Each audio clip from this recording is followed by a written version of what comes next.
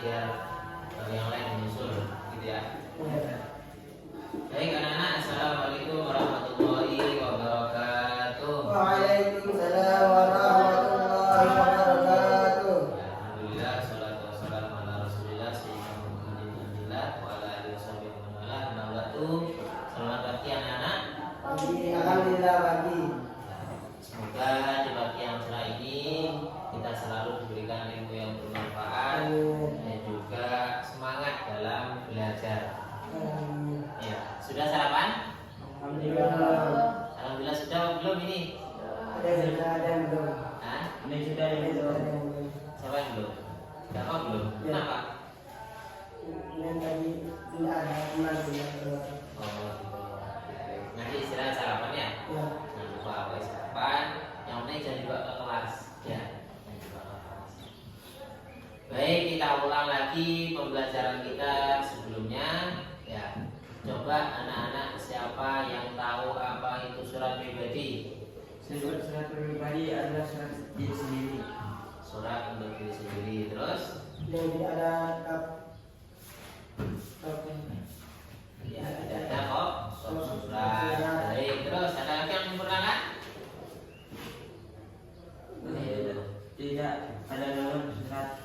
Cuma dengan tidak menggunakan kata baku. Ya, tidak menggunakan kata baku. Sedangkan surat resmi apa? Resmi adalah surat yang memakai kod surat dan kata yang baku. Ya, surat resmi adalah surat yang menggunakan kod surat kemudian menggunakan bahasa yang baku. Tujuan antara surat pribadi sama surat resmi sama apa tidak? Tidak. Kalau surat pribadi dari pribadi ke pribadi, ya sama ya. Ke pribadi baik keluarga, teman ataupun saudara. Kalau surat resmi dari satu instansi ke instansi yang lainnya. Contoh dari SMP ke SMA boleh, ke dinas pendidikan boleh, ke bank boleh, pokoknya ke sesama instansi. Baik. Coba siapa yang tahu apa itu bahasa baku? Bahasa baku adalah bahasa Indonesia. Bahasa baku adalah Bahasa nasional. siapa yang bisa menggunakan? Ya, baku itu apa artinya? Bahasa baku itu artinya bahasa Resmi. resmi. Ya, jadi bukan bahasanya sama dari negara Indonesia, tetapi baku enggak. Ya, tidak. Ada yang baku, ada yang tidak. Ya, seperti enggak sama tidak. Nah, itu beda. Kalau enggak itu bahasa umum. Ya, tapi kalau tidak itu bahasa baku. Ya. Saya dengan gue sama. Ya, sama bahasa Indonesianya. Tetapi yang baku yang mana? Saya. Ya. Jadi itu. Jadi ada kata yang memang baku, yang memang sesuai dengan aturan dalam bahasa Indonesia. Ada yang merupakan bahasa-bahasa keseharian. Ya. Kayak dalam bahasa Arab. Ya. Ana. Ya, ana. Terus kalau kamu apaan? Anta. Anta. Kalau ente betul enggak? Enggak. Enggak. Tapi dipakai enggak? Dipakai. Pakai kan? Ente.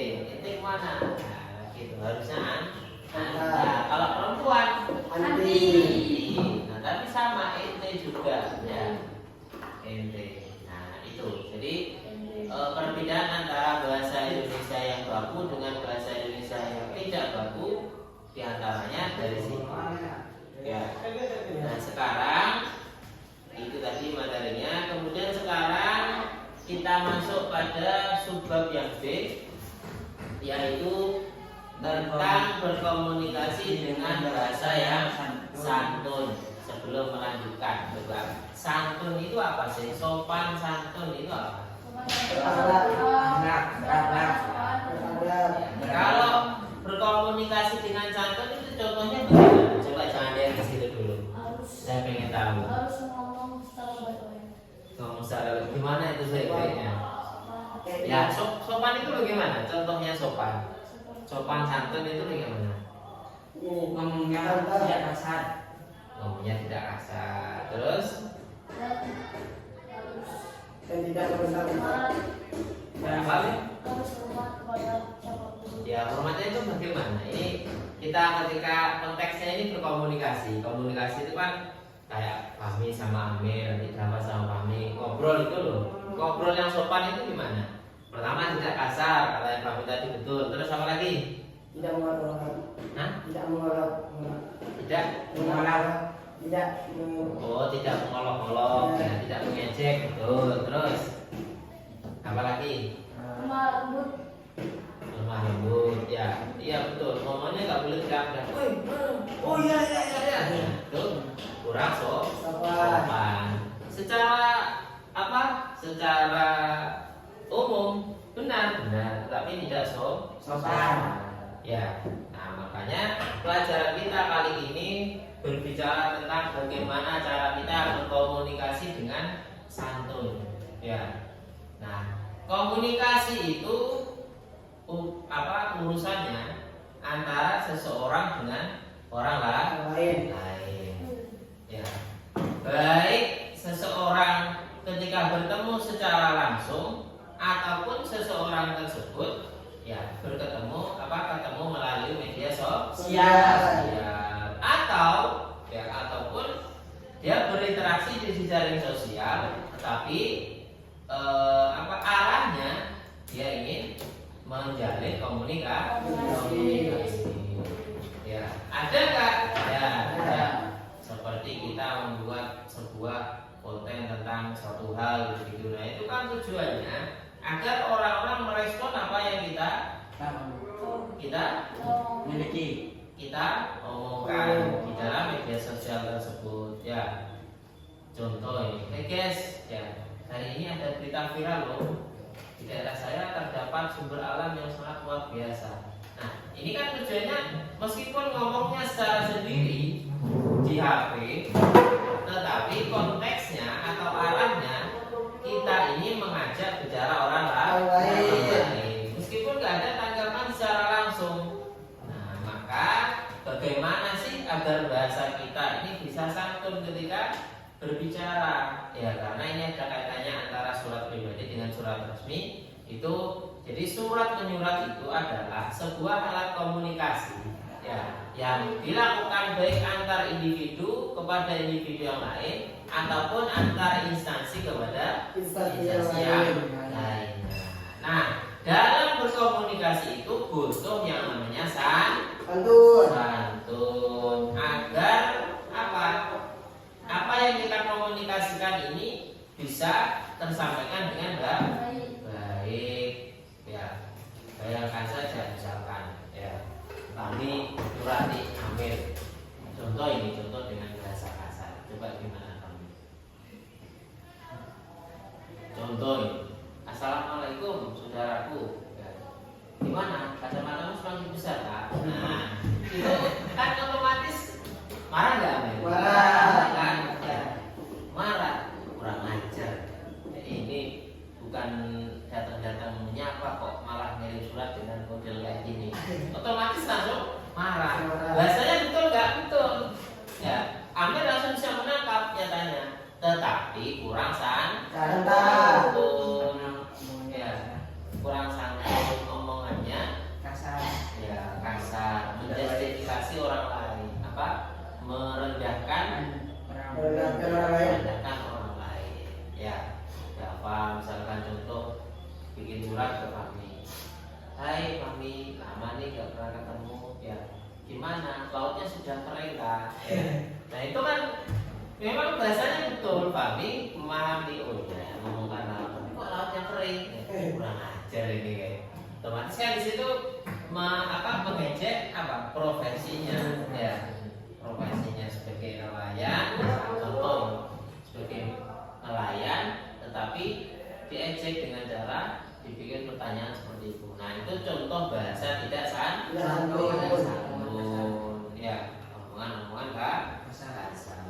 Nah, coba kami dibaca yang B.